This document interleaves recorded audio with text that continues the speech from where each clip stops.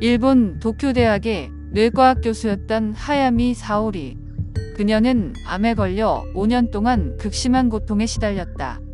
그러던 1993년 그녀는 특별한 경험을 하게 되는데 이 경험은 그녀의 인생을 완전히 바꿔놓게 된다. 병원의 중환자실에 누워있던 사오리는 잠을 자던 중 갑자기 상태가 악화되어 죽음을 경험하게 된다. 그녀는 그날 새벽 3시 10분경에 숨을 거두었는데 그 순간 그녀는 영혼 상태가 되어 풍선처럼 천장 쪽으로 떠올랐다고 한다. 뒤돌아보니 자신의 육신은 침대 위에 편안히 누워 있었다. 그리고 얼마 후 갑자기 자신의 눈앞에 밝은 빛이 보이기 시작했다. 그 하얀 빛은 아주 밝고 따뜻했는데 그 빛이 점점 커지며 그녀를 감싸자 그녀는 황홀감에 빠져들며 그 빛 속으로 빨려 들어가게 되었다. 순간적으로 그녀의 눈앞에는 자신이 태어나는 순간부터 죽는 순간까지 현생에 겪었던 모든 상황이 영화를 보는 듯 매우 생생하게 나타났으며 이 순간은 시간이 매우 빠른 속도로 지나갔다고 한다. 그녀가 빛의 터널을 지나 도착한 곳은 색이 없는 흑백의 공간이었는데 그곳에는 셀 수도 없을 만큼 많은 수의 사람들이 머무르고 있었다. 그곳의 공기는 피부가 타들어가는 것처럼 매우 뜨거웠는데 그곳은 죽은 사람의 영혼이 살아있는 동안 지었던 죄를 씻고 환생을 하기 위해 일시적으로 머무는 장소였으며 그곳에서 영혼들은 말을 할 수 없었고 오로지 보고 들을 수만 있었다고 한다. 그곳에서 그녀는 자신이 그동안 살아가면서 뱉었던 나쁜 말들과 나쁜 행동들을 보고 듣게 되었는데 그 경험들은 매우 후회되고 고통스러웠다고 한다. 영혼들은 그곳에서 보내는 고통스러운 시간을 통해 이승에서의 죄를 모두 씻고 정화하게 되며 그곳은 심판의 공간이 아닌 정화의 공간이므로 그곳으로 들어간 영혼들은 지옥으로는 가지 않는다고 한다.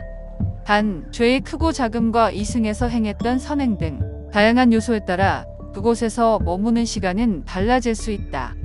그녀는 그곳에서 체감상 약 2년에서 3년 정도의 고통스러운 시간을 보냈는데 어느 날 갑자기 누군가가 그녀 앞에 나타나 그녀를 다른 공간으로 인도했다고 한다. 그 안내자는 인간과 비슷한 모습을 하고 있었는데 그는 자체적으로 빛을 발하고 있었으며 큰 머리와 긴 손가락을 가진 외계인의 모습을 하고 있었다. 그녀는 그 안내자를 따라 한 빛나는 공간으로 이동하게 되었는데 그곳에는 자신 말고도 수천 명의 사람들이 줄을 서고 있었고 줄들은 각자 여러 방향으로 나 있었다. 그곳의 사람들은 대부분 밝은 표정이었고 영혼들끼리도 서로 말을 나눌 수 있었으며 그녀 역시 다른 영혼들과 대화를 나눴고 안내자에게도 여러 가지 질문을 했다고 한다. 안내자는 그녀에게 영혼의 불멸성과 인간의 영혼이 고차원에 도달하는 방법 등 여러 가지 이야기를 들려줬는데 그 내용은 다음과 같다. 당신은 생전에 선행을 많이 베풀었지만 그만큼 악행도 많이 하여 높은 차원에 도달하지 못했습니다. 그러나 당신은 다시 한번 태어나 영혼을 단련할 수 있는 기회를 받게 되었습니다. 인간의 영혼은 영원한 생명을 가지고 있는 고차원의 생명체이며 단련된 영혼의 힘은 고차원으로 갈 수 있는 가장 좋은 방법입니다. 죽음이라는 것은 당신들이 이해하고 있는 그런 것이 아니며 하나의 의식 상태에서 다른 상태로의 이행이라고 할 수 있습니다.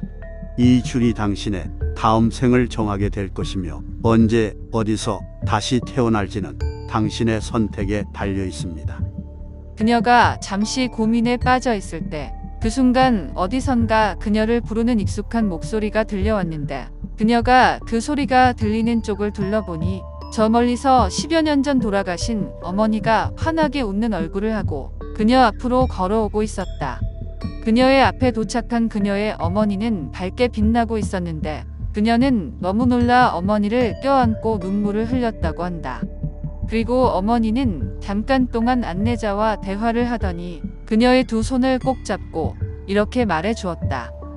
사오리, 너는 아직 이곳에 줄을 서면 안 된단다. 너는 아직 때가 되지 않았어. 너에게는 아직 많은 시간이 남아있고 그 시간은 너무도 소중하단다.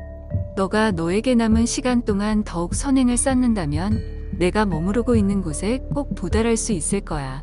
내가 머무는 곳은 모두가 행복하고 아무런 걱정도 없는 곳이란다. 그곳에서 너를 기다릴 테니 너가 해야 하는 일을 마치고 돌아오렴. 어머니의 말에 그녀가 대답하려고 하자 그 순간 갑자기 그녀의 발밑에 밝은 구멍이 생기더니 그녀는 그곳으로 빠져들었다. 그녀가 도착한 곳은 어두운 터널 같은 공간이었고 저 멀리에서 밝은 빛이 빛나고 있었다. 사오리는 그 터널 속에서 멀리 보이는 빛을 향해 느낌상 며칠 동안을 쉬지 않고 걸어갔는데 드디어 그녀가 터널의 끝에 도착하자 그 순간 엄청난 고통이 느껴지며 그녀의 의식이 돌아왔다. 그녀가 주위를 돌아보니 그곳은 자신이 입원해 있던 병원이었고 시계를 보니 새벽 5시 30분이었다고 한다. 그녀가 저승에서 보낸 그 몇 년간의 세월이 이승에서는 겨우 몇 시간에 불과했던 것이다. 이 경험에 큰 충격을 받은 사오리는 뇌과학 교수직을 그만두고 그 후 11년 동안 일본 전역을 돌아다니며 자신과 비슷한 경험을 했던 약 1200여 건의 임사체험 환자들을 조사하는 한편 사후 세계와 영혼의 윤회에 대해 치열한 연구를 거듭했다. 그리고 그녀는 죽기 전 그것들을 모두 정리하여 자세한 내용을 글로 남겼는데 그 내용은 다음과 같다. 영혼이 죽음을 감지하는 순간 뇌는 송과체로부터 대량의 쾌락 물질들을 방출하는데 이는 우리가 사는 차원과 또 다른 저승의 차원과의 연결이 시작되었음을 의미한다. 이 물질들은 강렬한 황홀감을 느끼게 만들며 이를 통해 인간은 죽음의 고통을 느낄 틈도 없이 그대로 영혼과 육체가 분리된다. 죽음의 순간에는 시간의 흐름이 매우 빨라지며 자신이 일생에서 체험했던 중요한 순간들을 순식간에 되돌아보게 되는데 이를 통해 자신이 그동안 무슨 선택을 했었고 이번 생애에서 어떠한 교훈을 배웠는지 명확하게 알게 된다. 이는 자신의 삶을 기억하고 복귀하며 환생을 준비하기 위한 작업 중 하나이다. 실제로 최근 미국 루이빌 대학 연구팀의 연구에 따르면 주마 등 현상이 실제한다는 것이 사실로 드러나고 있다. 루이빌 연구팀은 87세 환자의 뇌파를 측정하는 연구를 진행했는데 환자가 뇌파 측정 도중 갑작스럽게 심장마비를 일으켜 사망하는 일이 발생했다. 이때 연구팀은 그의 뇌파가 사망 전 약 30초 동안 꿈을 꾸거나 기억을 떠올리는 것과 같은 패턴을 보였다는 사실을 포착했는데 그의 뇌파는 심장 박동을 멈춘 후에도 계속 이어졌다. 연구팀은 이런 종류의 뇌 활동이 사람의 마지막 순간에 삶에 대한 회상이 일어날 수 있다는 것을 의미한다라고 밝혔다.